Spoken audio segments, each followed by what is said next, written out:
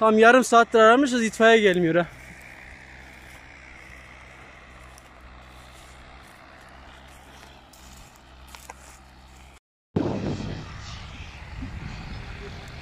Köylü tek başına.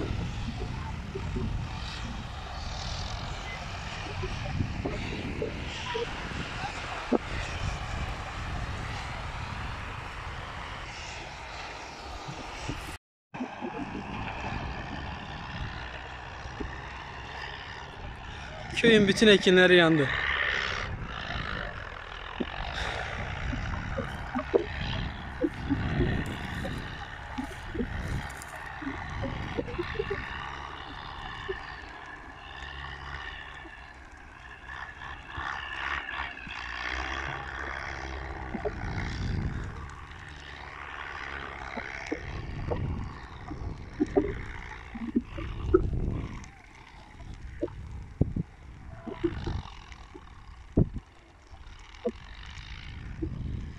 İtfaiyeler gelmedi, köyler kendi imkanlarıyla söndürdü ateşi.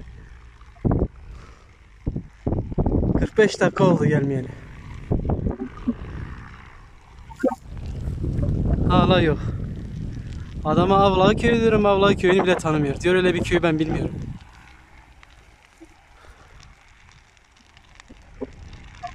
Kovancıların en büyük köyü.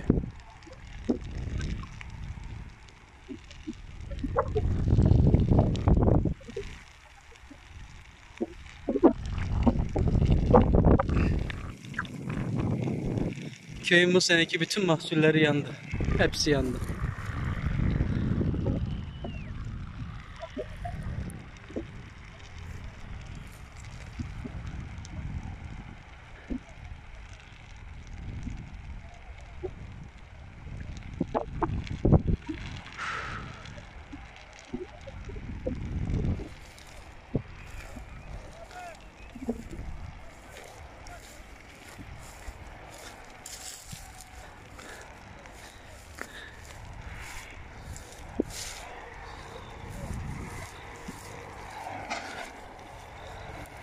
Kendi imkanlarıyla köyler söndürmeye çalışıyor.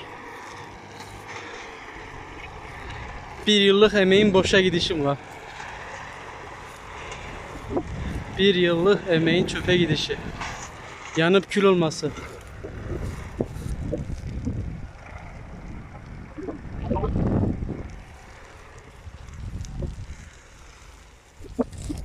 Köylü yine tek başına, kendi imkanlarıyla mücadele ediyor. Allah'ın bir kulu yok. Ne bir itfaiyesi ne bir şeysi.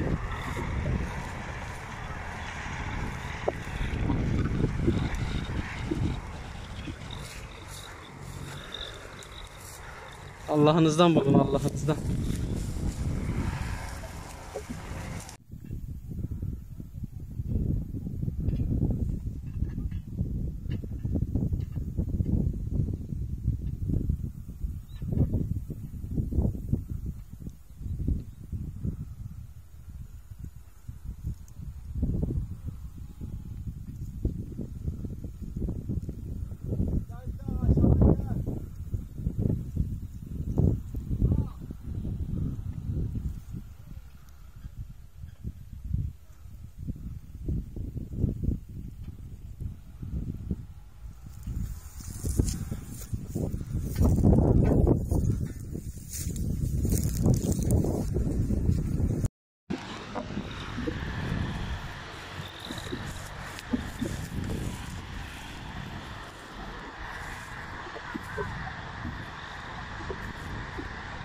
Ahmet!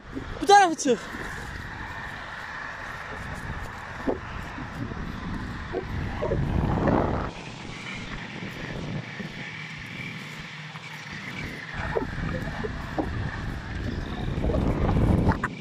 Buraya gel lan!